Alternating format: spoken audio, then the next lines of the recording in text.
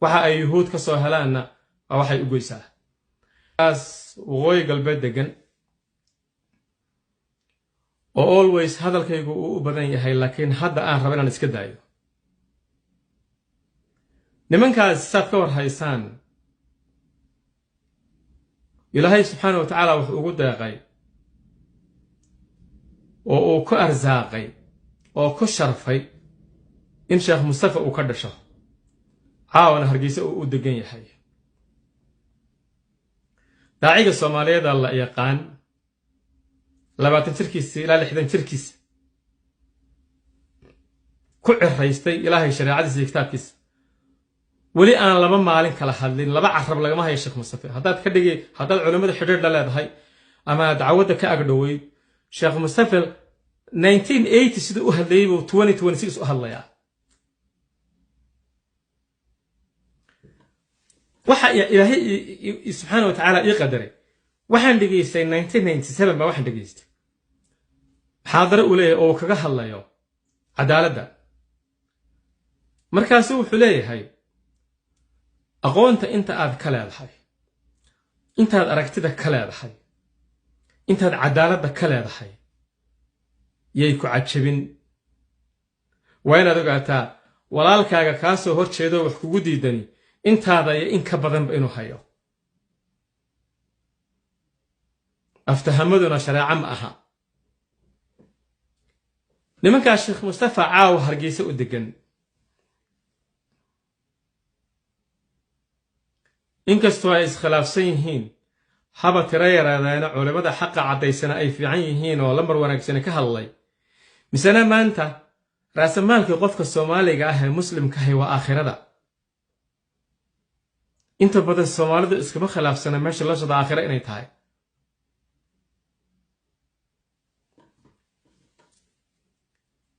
waxaan ka dhahdo ma garanayo kol hadda ibliis aaminteen oo arriminayo oo aad yuhuud aaminteen waad ajalanteen ayadaha quraanka iyo waxyigu ma aha aara adduunyo iyo aakhiro midnaba ma aflaxaysaan balaan eegno ibahay furtay aramaday rabto oo balaan eegno ibahay furtay ay xumadeeda oo aan aragno ee daafasheen aramigay rabto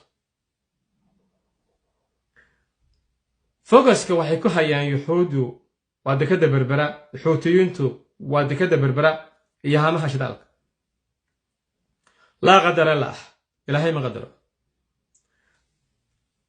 iyo hargeysa oo caasimada ah bal ilaahay baan kugu dhaash caaw hadii lagu dhufto hamaha shidaalka iyo dekada berbera maxaa nimanka caaqibo ah waxaan kaga baxayaa nimankaasi waxay goosteen waxay beerteen bay goosanayaan waxay beerteen 30 sano iyo zaadadii ina dhaaftay wixii dadkooda loo beerayay oo nacaybka Soomaalinimada ahaa oo ku alifaada beenta ilaahay shariicadiisa ahaa bay guranayaan Soomaalina dhagxumo iyo taariikh xumo iyo fadeexad ay la noolaanaysa qarniyo bay u xambaariyeen hore maxaan idinku iri gulufka iyo geerida jirta iyo gooxa dam waayay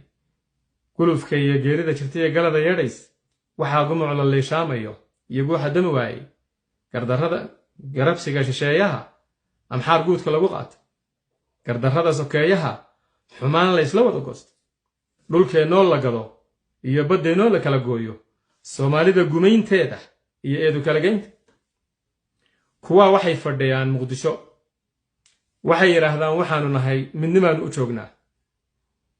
waxa kamid ah Dubbe waxa kamid ah Saalax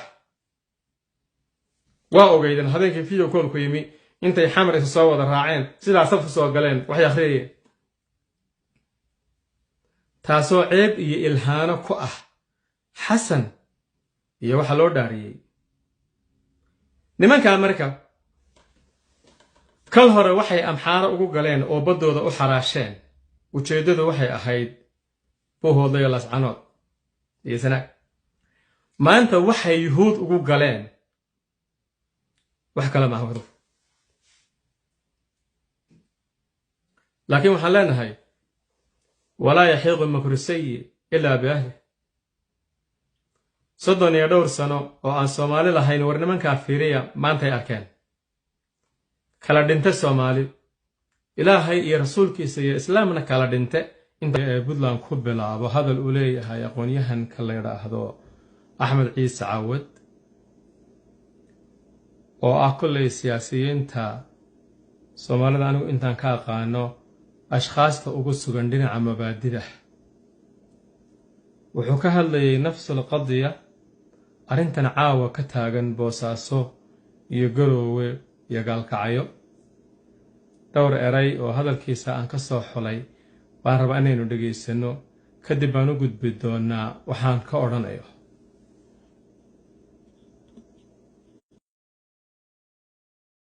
مرمان إنه يرهدان فدرالية المسؤول الدولية مثلا بنتلان ولقين وحي فدراليزم بي بنتلان شيغتا هو يدا فدرالك ولقينا وحي فدراليزم فدرالك اللي أقولها وحي اكسكلوسيف باوريسكي حكومة فدرالك بنتلان ولقين مبدحين مركو فرل الجوغي سنبحين مركو عبدولي الجوغي سنبحين مركو محالي هذا الله نحارسته اشكالي markuu siidani joogay bay saddexnay aniga marka wasiirka ah waa kula murmi jiray baarkama waxyaabaha ugu daraa oo aan arkay waxay kamid ahay nin reer Puntland waxa loo soo magacaabay ciidamada Puntland inuu madax ka noqdo oo xarumo ka sameeyo Garoowe Gaalkacyo Laascaano waagaas Laascaano waa la haystay Puntland yeeri lahayd Laascaano iyo Buuhoodle waxa laga sameeyay xarumo ciidan dagaalkii dhimashadii nagu dhacay nagu dhacay markay dawladda hadii Puntland ka samaysato adduunku wuxuu arkay Puntland Somaliland isdagaalisa laakiin hadii dawlad xukuumadda federaal ka samaysato oo xukuumad dalkeedii ka samaysanaysa baalkii magaca waxa loo soo magacaabay inuu ka noqdo taliye Cawil Dhigsokay Cabdiwali Adiiday intaan dartan ka gooyaa dhowdiisay Cabdiwali aan halkaan sheegay laakiin waa sheeko run ah idin horta waxyaabo badan oo anagu aan sheegin ma jira haddaan sheego nimanka odayaasha way joogaan dhammaan marka haddii ciidamo Soomaaliyeed hadda ma xamaqlaysaa marka haddana dadka dhahaya dadka Puntland inay naga jeceliin iska dhiga oo dhahaya hubka Turkida iyo diyaaradaha iyo doronada iyo mushaarka Turkida waxa la siiyaa kaliya xamala la siiyaa hawiya la siiyaa إذا نقول سير هذه وعلى عيد ماذا مشارة نقول قرينها وحهل قيبت البالك هلا هيدا ضد كأنا أكون قل هاي بوقتها محا أجيك ضد كأنا وحن كولا أنت كل سوريدو ككوريسو ضد كدول كأودا شيء بعد هذا عمري نسوختي سياد برين نقول نقول ما جرتو ما نذكرتو مركب محين كدين أرينا هالدبدة markay rabnay Ethiopia iska aadayna markay rabnay hadda waxaynu leenahay federaalkii baa nala ka afduubaya nina hadda magaciisa sheegayno madaxweynaha baan soo airportka soo galay markaas waxaan arkay masuulkiisa ku dhagan airportka iyo hoteelada iyo waxaan ku yiraahdaa adiga Puntland Soomaaliya ka tirsantahay madaxweynaha Ra'iisul Wasaare adi bari hadda tartantii waxa rabtaa baydhabo hadiiba masuul meel lagu dhajiyo fiican yahay anigu waa nabcay waxyaabahaas oo balkii laakiin haduu fiican hadday jirto masuul meel lagu dhajiyo fiican tahay adiga si berito gaaladu waxay yiraahdaan he who gives legitimacy gets legitimacy haddaadan dadka u ogolaanin waxa adigana waa lagu diidaya marka masuulka farmaajo iyo qayrama halkan ku dhajisid korkaaga ku dhajisid dalka ilay Puntland Soomaaliya ka tirsantahay oogay qaarkiin ina xanaaqi doontaan ilo waayahan daba waxa socda wax la Axmed Ciise Caawad weeye wadagaysateen muhiimadeedu waxay ahayd inaan idin maqashiyo problemka federaalka waxa la yiraahdo oo Puntland ay ku faanto inay iyadu hooyo u tahay iyo waliba aabe iyo sida haddana ay dagaalka ugu la jirto maanta waxaan dhageysanayay nin reer Puntland oo leh anagu haddaan reer Puntland waxaan ku faanaa buu yiri fiila Soomaaliya anaga furnay marka maxaa diidayay buu yiri inuu Xasan Sheekhna furo 54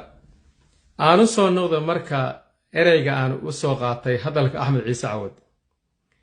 Axmed Ciise Caawad wuxuu sheegay in la qorsheeyay in ciidan federaal laga qoro gobolada Puntland iyo Sool iyo Buuhoodle oo loo markaa la haysto laakiin ay ka socon weyday halka markaa ninkii joogay Cabdiwali Gaas ahaa Cabdiwali Gaas bandhood waxaan dhageysanayseen isaga oo leh dagaalkii dhacay Gaalkacyo ka dhacay ee khasaaraha badan geystay xilligiisii wuxuu lahaa anigu dagaalka ma wadin cabdikariin xuseen guuleedna ma wadin balaayo kalaa waday buu yidhi yacni garashada qofka soomaaliga ah ee markuu xilka joogo waa laga rafciyaa caqliga ah dagaalka anigu cidda waday waan garanaynaa dagaalka gabraa waday gabrana wuxuu ahaa ninka mar kasta oo cabdiweli uu xusay odhan jiray saaxiibkay gabre inuu cabdiweli qof kale noqdo markii uu xilka ka tegey uu inooga sheekeeyo waxaan weligood la inooga sheekayn waa iska mucjiso wey ciidanka dowladda federaalka ah xerada 54 la yidhaaho maalintii laascanood la duqaynayay oo wixii la ogaa ay ku dhacayeen baa nin waraysto waxaan ku idhi war xerada 54 miyaan hub ku jirin wuxuu igu yidhi qori dhashi ka weyne kuma jiro waxaa ka war haysaan oo axmed ciise cawad ka horreeyey deni maalintii la doortay oo hore 2019kii 3500 oo askari baa la yidhi keen waxaana lagu yidhi saraakiisha adigu magacaabo waanu kuu soo tababaraynaa waa kuu soo qalabaynaynaa waana kuu soo celinaynaa ma rabno buu yidhi cabdiweli marka hadda uu ka sheekeynaya axmed ciise cawad ninkii la odhan jiray ina cami waa tuu ku eedeynayay oo lahaa ciidankii federaalka ayuu diiday in la qoro waxaan wacay maanta ninbaa waxaan ka wacay boosaaso waxaan weydiiyey war maxaa khaldan wuxuu igu yidhi galay horena aan idinku sheegay anigu halkan dhowr jeer aan ka sheegay oo ahaa ilaahay subxaanahu wa tacaala deni iyo dubai iyo cidda dubai u shaqaysaa goortay shireen wixii ay soomaali iyo puntlandba ugu taliyeen ilaahay wiilasha askartaabuu ku fashiliyey subxaanahu wa tacaala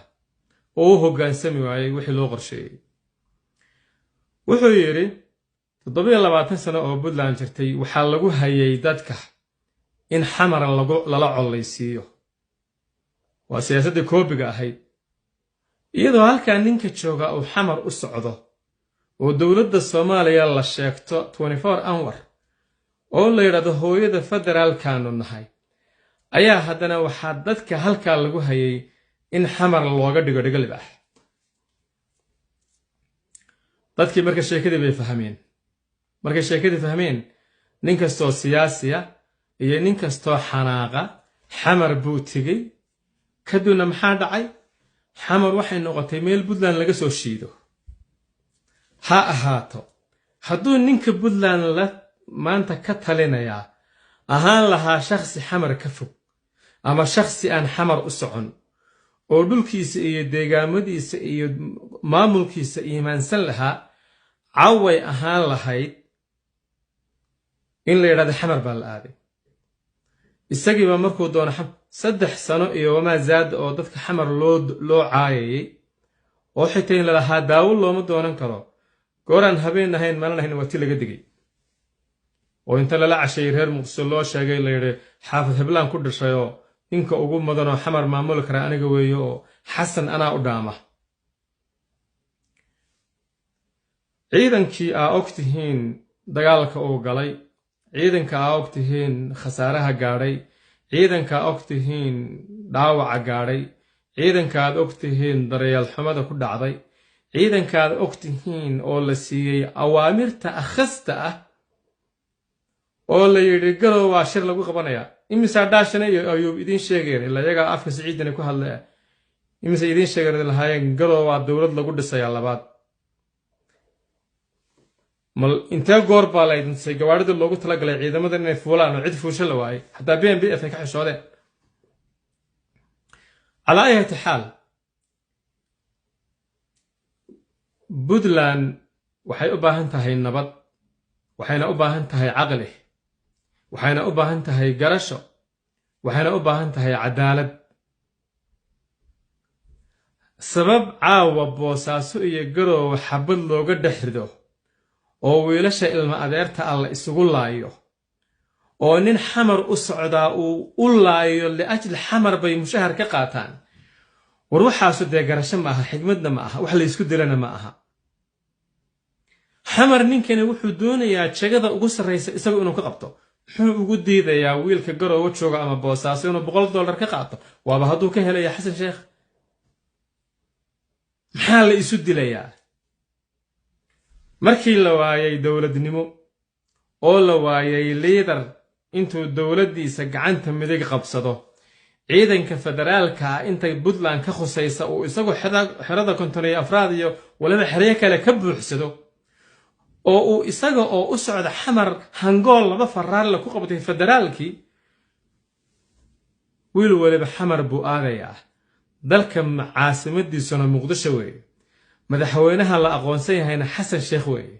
nin kasta oo Soomaalida isfahmaan inuu la shaqeeyana waajib caqli ah oo sharci bay ku tahay warninka ogtihiin dagaalka uu galiyay ciidamada oo ogtihiin inuu qarsaday Daacish cid keentay meeshay ka yimaadeen cid dacmisay cid u fududaysay cid baasaboorada siisay cid fiisayaasha siisay ninka qarsaday maxaq buu u leeyahay maanta inuu yiraahdo wiilashan ku leenaya garoowe iyo boosaaso laanahu mushahar bay ka qaateen xasan sheekh waxaan isweydiinayaa culimadii gobolka marka laga reebo maxamuud sheekh aw yuusuf xagee bay jiraan ma mushahar bay wada noqdeen waxaan isweydiinayaa miyaanay jirin isma xor ah oo masaalixda ummadooda u hadli kara marka laga reebo suldaan garaase iyo boqor burhaan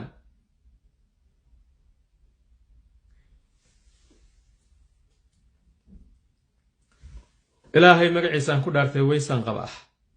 khatar ka weyn Siciid Cabdullaahi Deni Puntland maleh Soomaaliyana maleh ilaahay baan ku dhaartay haddaa ogaan lahaydeen waxa uu faraha kula jiro oo uu ka shaqeynayana habeen ma idan daasateen dadka halka degani dadka Soomaali ugu gobaysan oo ugu dawlad yaqaansan weeye waa gobolka aan isbaarada laga aqoon waa gobolka aan baadda laga aqoon waa gobolka aan dadilka laga aqoon waa gobolka ninka askariga ah isagoo todobaqad ah oo 3 bilood mushahar aan qaadan oo shaqadiisa diyaarka u yahay maxaa maanta lagu dilayaa marka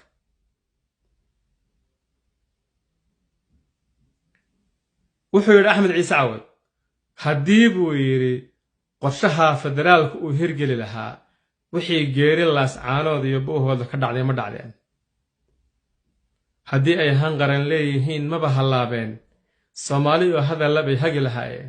hanqabil hadday leeyihiin lama haweysteen wixii weelal haad cunay SNM uma hibeeyeen waxaan idhi maalintaas waxaan ku calaacalay maalinta hadday aqbali lahaayeen in ciidanka federaalka alla dhiso oo Puntland ay qaybteeda qaadato laas caanood 9 bilood madfac Muuse bixi lama dul taagnaadeen wallahi alcadiim baan u taagnaadeen wiil baan waxaan weydiiyay bundada maraaga gaadiidka ka shisheeyay ee Puntland ciidankeedu joogo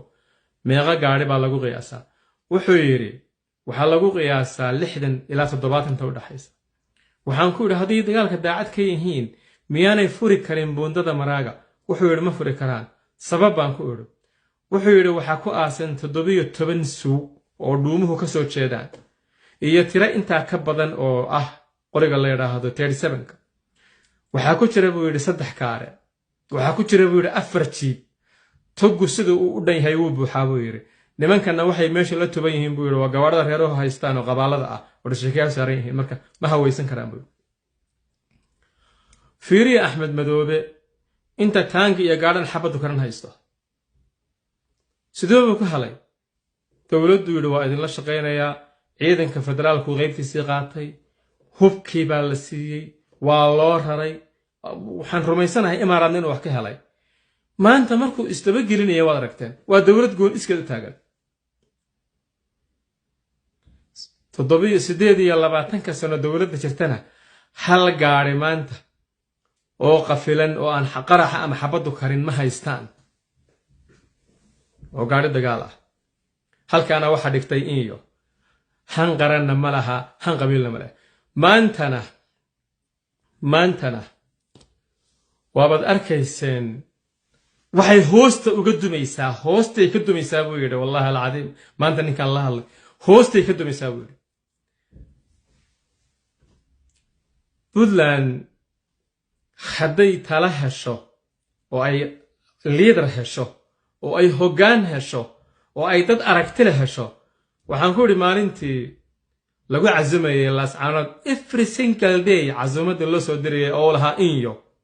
baa waxaan ku idhi wararod meesha tag oo sarinta ciidanka uga khudbadee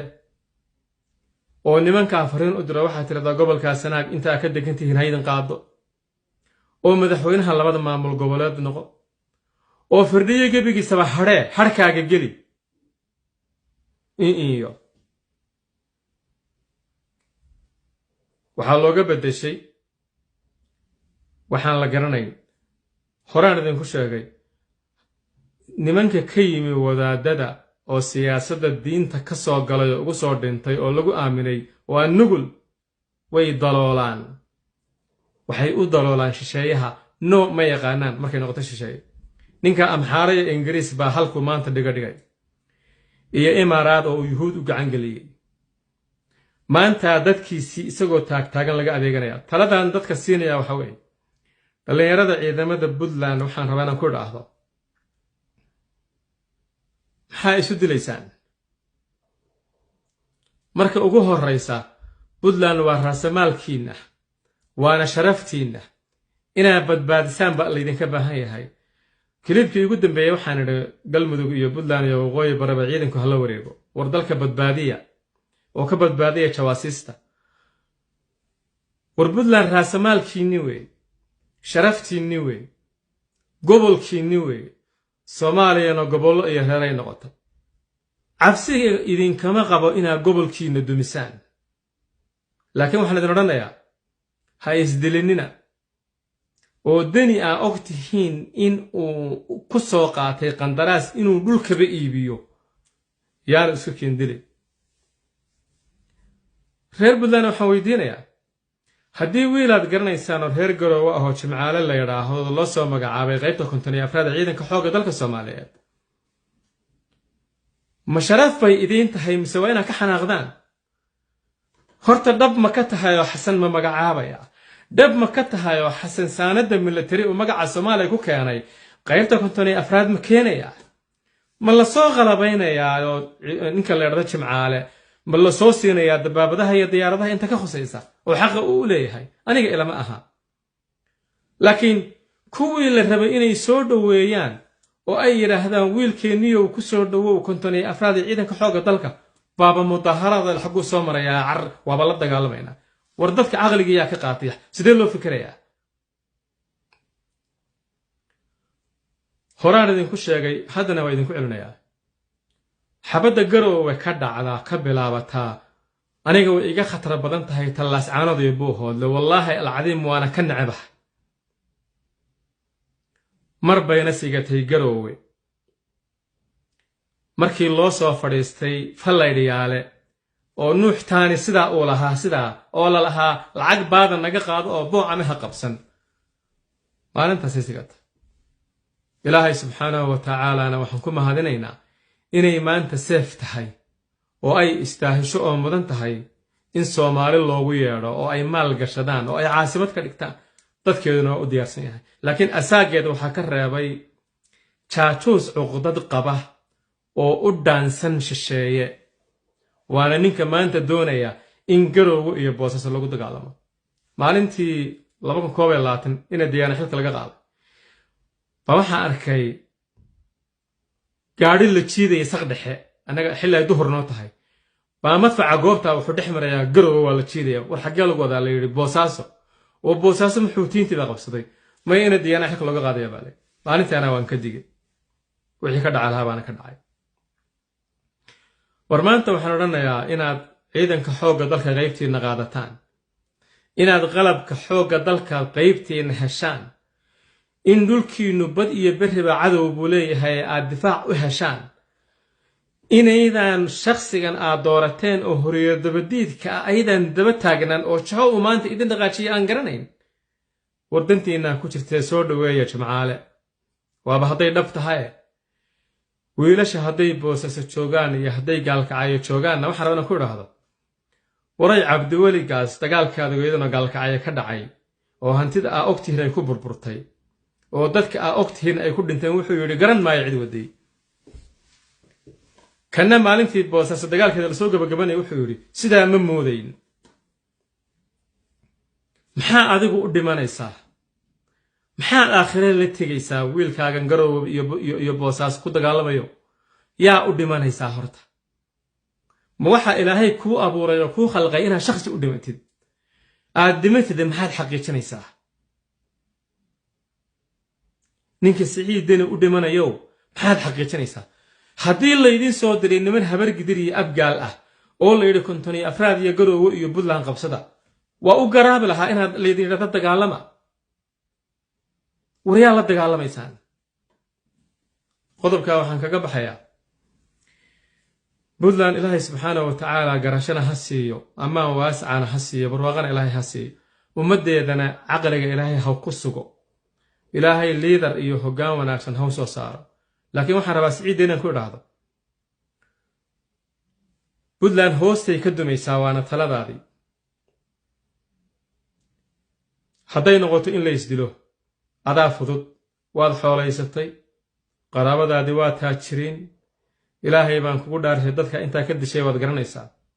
calmiskaad oo aanay u diyaarsanayn oo u qalabaysnayn oo u tababarnayn baad gelisi. waxaad Boosas ka geysteen oo ogtahay, Garowe waxaa ka geysteen oo ogtahay. war maanta adigaa fudud. haddaad nin mabaadi iyo qayim iyo dowladnimo iyo akhlaaq hayaa tahayna waxaad aqbali lahayd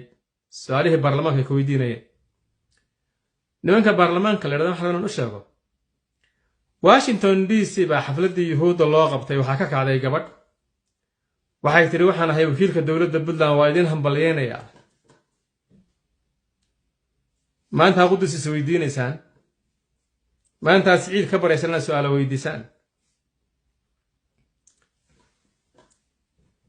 waa ogtihiin ciidanka Puntland mushahar ma qaataan, waana ogtihiin shakhsiga idinka mid ah inta uu bishii u xaadiro. $500,000 baa golaha ku baxa. dadka Puntland bal waxaa u qabataan isweydiiya. waxaan arkayay nin Kanada ka tagay oo isku dabari waayay Kanada oo Garowe fadhiyo oo ka sheekeynaya guddoonka fircooniga ah.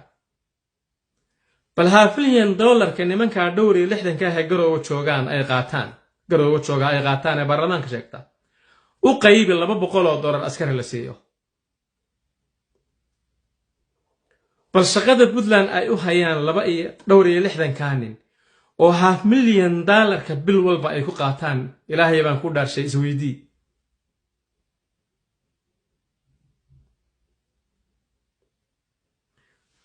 sharci ma ilaaliyaan, oo madaxweyne inay u yeedhaan ma awoodaan, oo hal su'aal ma weydiin karaan, oo isagay ka daba heesaan.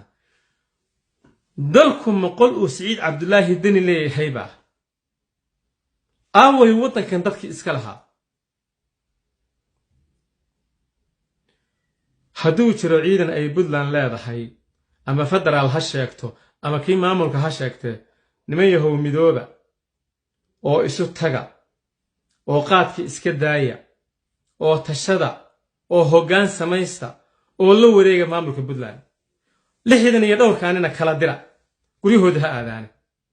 war qodobka intaasaan ka odhanaya. qodobka labaad waxaan rabaa reer waqooyi bari inaan xasuusiyo dhowr eray.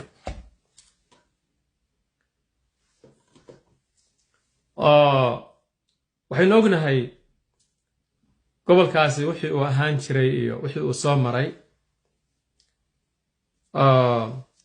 nimcada Ilaahay uu ugu bedelay aafadii haysatayna ma aha wax la soo koobi karo. Ilaahay baa quraankiisa wuxuu ku leeyahay وإن تعدوا نعمة الله لا تحصوها. هذا استراحدان تريه إلهي نمعذا أو إذن سيئي حقيقي بلا بيسا. لئن شكرتم لأزيدنكم إلهي باير سبحانه وتعالى.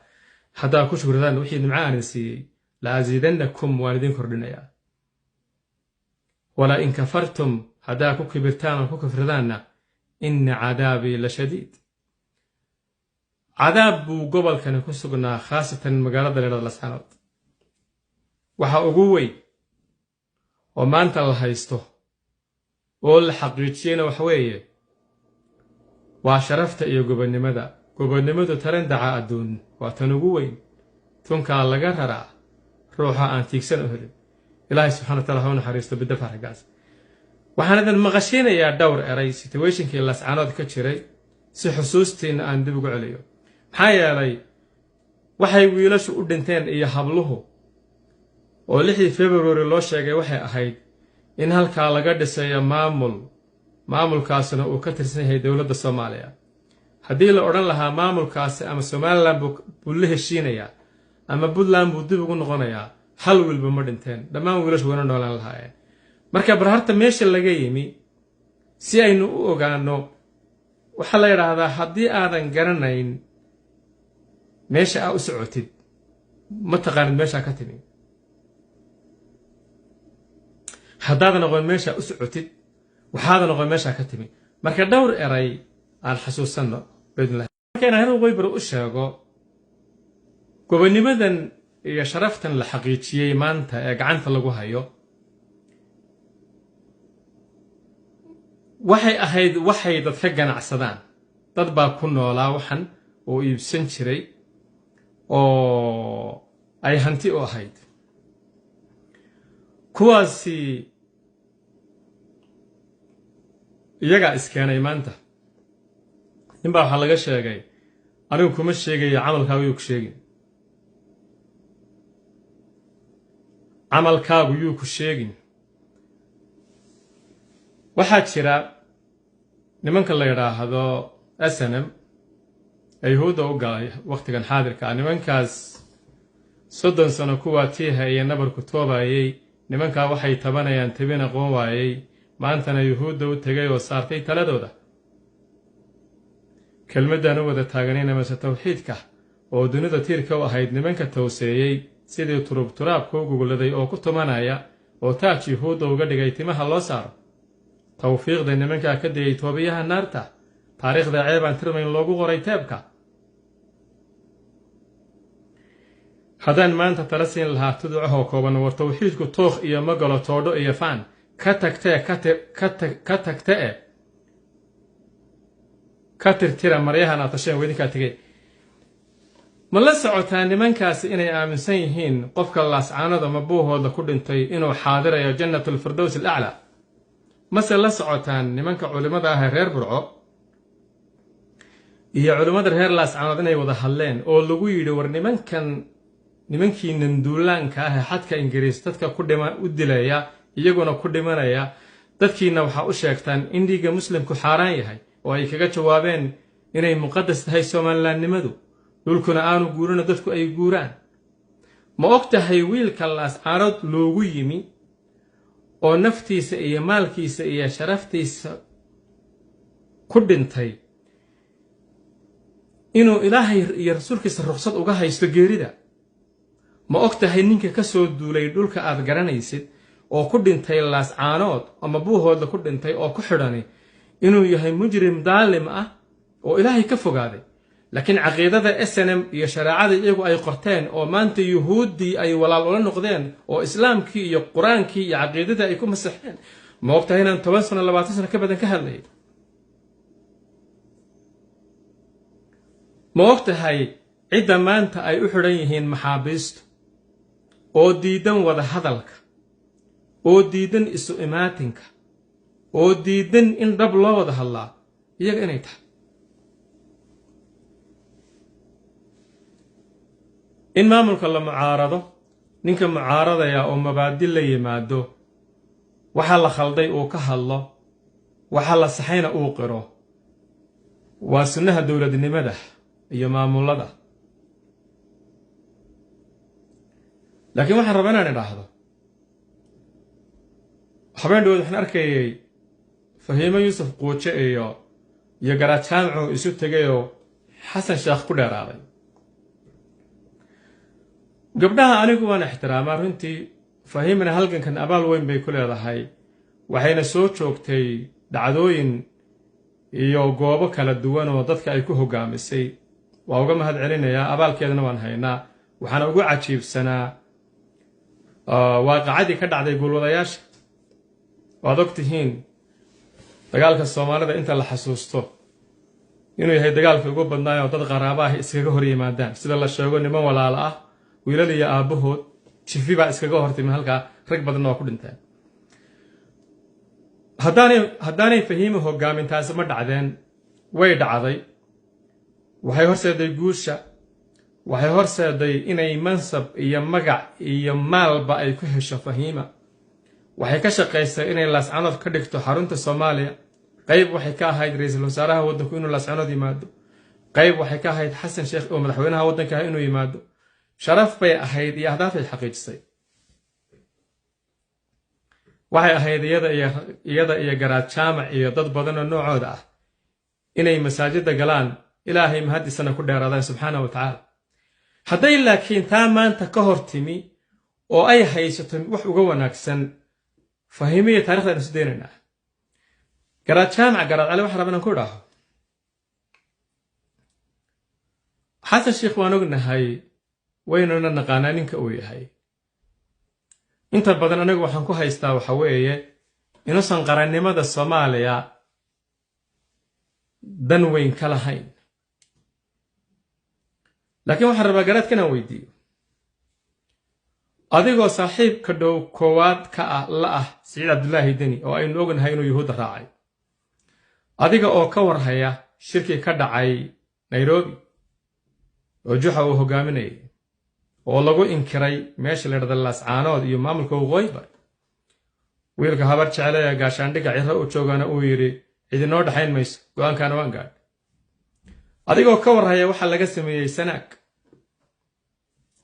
isla markaana adiga oo og in Waqooyi Bari ay maamul noqoto Ilaahay subxaanahu wa ta'ala qurihi inuu rabo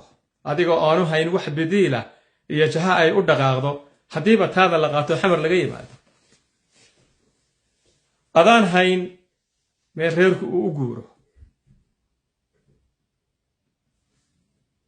adoo og maanta siyaasadda Puntland inay Israa'iil qorayso inaad xasan sheekh ku dhaleeshaa Firdhiye adoo u dhaariyay Firdhiye inuu yahay madaxweynaha inuu yahay maamulka hoostiga ee dawladda federaalka inaad luuqadan ku hadashaa masaxda inaad garabka saartid kuwa yuhuudda u shaqaynaya oo mucaaradka oo Deni Madoobe Shariif ina mako ay ka mid yihiin waan hal kelmad ka odhan dadkan maanta diintoodii iyo akhlaaqdoodii iyo dhaqankoodiiba u iibgeeyay Israa'iil ujeedaduna ay tahay intay Laascaanood kugu yimaadaan adiga inay sida wanka kugu gowracaan aadaan kelmad ka odhanay xasan sheekh oo maanta ugu shariyar shararka Waqooyi Bari ku maqan in wax laga helo iska daa nimanka ku maqanaya dawladda inoo ka warrami doona laakiin shakhsiga maanta ugu dhagarayar Soomaali marka la yiraahdo xasan sheekh wey reer Muqdisho wey xagee noo wadaa xagee u guurnaa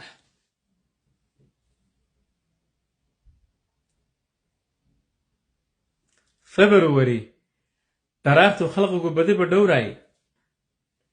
warkii dhagaha Soomaali weyn loogu dhibicsi ee la isu wada dhaafsaday midigta la isdhaafshay ee dhiiga loo daadiyay dhamacda loo jeeray oo ay dadkeen u dhinteen dhaawacna buux oo dhaqaaluhu ku lumay shilina aan dhaaf oo jeelka loo dhigay kuwii shubayay dhuuxooda maxaabiista ku xidhan Hargeysa intii karaankeeda ah dawladdu inay ka warhayso waan wacay aniga waxay ii sheegeen xidhiir joogto ah inay la leeyihiin laakiin aanay muhiim ahayn inay faahfaahiyaan inay daryeelkooda iyo caafimaadkooda iyo waxtarkooda ka warhayaan waa waajib laakiin aan isweydiinno dawladdeena maxay haysaa dhaqaale halka maanta ay joogto iyo guulihii la xaqiijiyay saw ma ogidin inaynu ku soo gaarsiinay contribution iyo waxaynu isku dardarayni kabriidku kaynta la gubo intee ka yahay halka dollar aad bixisaa ama $10 aad bixisaa waxaad ku xaqiijin kartaa wixii aynu kayma soo gubnay inaa Firdhiye diidan tahay isagoo wixii loo dhaariyay ku taagan ninka ka baxa halka qodob oo Firdhiye inta taqaana ay isku raacday waxa weeye maanta iyo maalintii uu bilaabay qadiyadda inuu ka hadlo weli laba carab kuma hadlin weli SNM sawir lama gelin weli shaah lama cabbin habeen raalli kama noqon inta loo dhintay oo la rabo in loo noolaadaa oo la rabo in madax loo noqdaana intaa wey I know inaa odhanaysaan abti buu u yahay Firdhiye absolutely eedaday baa dhashay sharaf bayna ay tahay hogaamiye noocaasna abti u noqdo adigu yaad abti u tahay nin baan sheekaysanay wuxuu yidhi nin yahow anigu habeen walba markaan seexdo subaxdii waxaan soo toosa waxaan ka baqaa inaan ku riyoodo in la yidhahdo Firdhiye Hargeysa ka degay ama Garowe ka degay macna Garowe wuu tegi karaa magaaladiisi weeye waa laga jecel yahay laakiin waxa laga hadlayo waad garanaysaa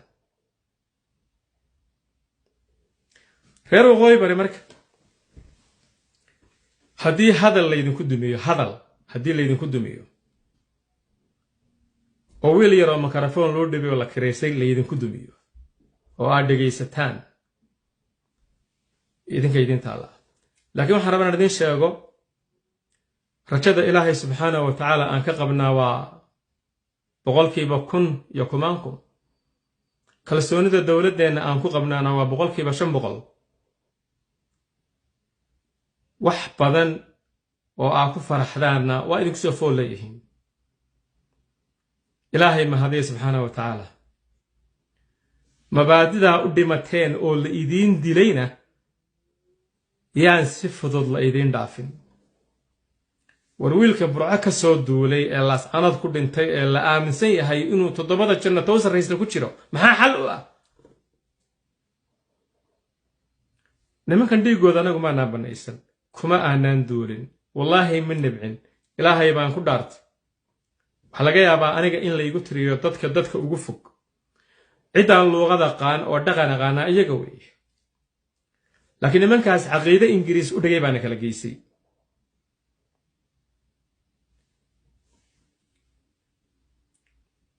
Ingiriisku nimanku qatalay oo qalbiga taabtay oo uu shisheeyuhu qalday oo kibirku soo qaaday iyagoo qabiil yar ah kuwa sheegtay qaran buuxa qarowga iyo nimanka la koray qaadka iyo beenta khayraad dadka leeyihiin nimanka qoondaystay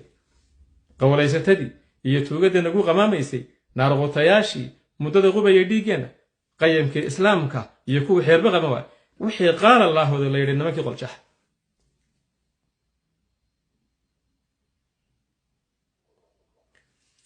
warmeeshan caqiida taala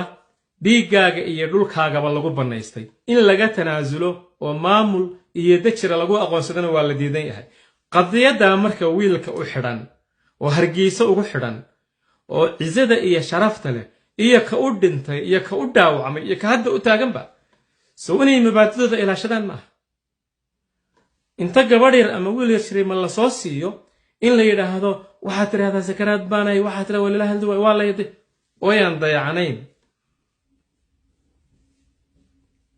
ala kulli xaal waa idinku dheereeyay laakiin waxay u badan tahay halkan inaanan ku soo noqon maxaa yeelay waxaan ka hadlaa anigu ma aqaan caawadan waxaan leeyahay 10 goor horaan ku celiyay waxaan rabaa inuu qoyb inuu sheego dadkii laga xoreeyay sharaftiina oo laga xoreeyay cizadiina oo gunta idinka dhigay hadda way idinla joogaan waxay ka mid yihiin wadaadada waxay ku badan yihiin ganacsatada waxay ku jiraan hablaha waxay ka mid yihiin dhalinyarada laas caanadu waxa laga diiwaan geliyay kuwa leh hadda ka hor weeye intii la haystay waxa laga diiwaan geliyay kuwa leh SNM waxay ahayd naxariis Ilaahay noo soo diray kaas dadka markaa doonaysid inaad gumaysatid akhlaaqda iyo dhaqanka laga bedelaa 17 sano rajiimkii meeshan ka talinayay dad uu idinku beertay baa jira caqiido iyo akhlaaq uu idinkaga tagay baa jira fursado ay marka idinku dhex galaan oo waxay aaminsan yihiin idinku sheegaan ba badan waxa la sheegay niman Nairobi jooga inay yiraahdeen waxaan rabnaa in arrintan wax laga qabto oo la wada hadlo dib loo heshiiyo dib loo midoobo waan ku daba jirnaa kuwaas ku yihiin waxaan rabaa marka qurba joogtana u sheego ana qurba joogta nin kastoo qurba jooga oo dhul bahanta ah oo maalin mikrofon istaagay last 20 years up to now waa recording hadduu wax qorana waa recording hadduu edeb yeesho oo dadka nabadgeliyo wuu nabadgelayaa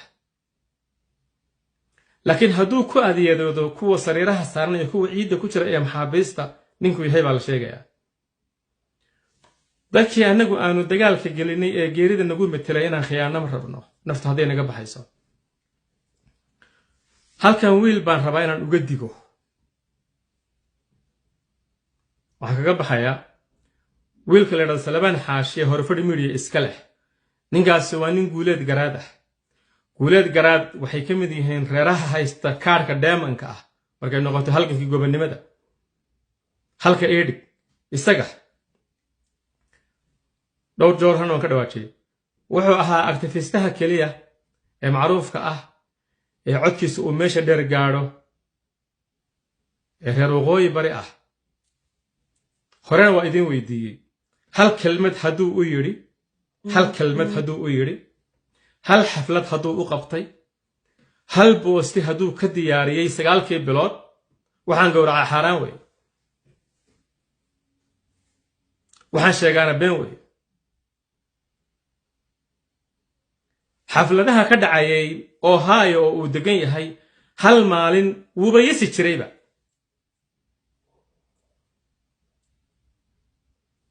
dagaalkoo socdana 2 times wuxuu ku baaqay nabadan cidna u dirsan laakiin anagu aan ognahay cidda u dirsatay ku matalayo wiilka waxaan rabaa waxa kaaga karaamo badan oo tacab iyo waxtar badan waqooyi bari ama SSC Khaatumo Cabsaaqteera iyo Bakayle $1 kuma uusan bixin inkastoo lay sheegay inuu community-ga guuleed garaad active ka yahay waa uga mahad celinaya laakiin SSC Khaatumo oo ahayd dawladda oo dadku ay ku bixinayeen dhaqaalaha ugu badan oo qurbo joogta wadanay joogaan baliiskooda la hayo $1 kuma leh wiilkaas hal xaflad kama qaban YouTube-kiisa iyo Facebook-kiisa one day kama soo deyn clip maantana wuxuu ka faaloonayaa nabadeeda wuxuu ka faal iska daa adeer oo khayr Allah ku siiyo haddaadan iska deyn ka hadalkeeda waxaad ka heshid balada qodobka halkaas aan dhigayaa finally waxaan kaga baxayaa nimanka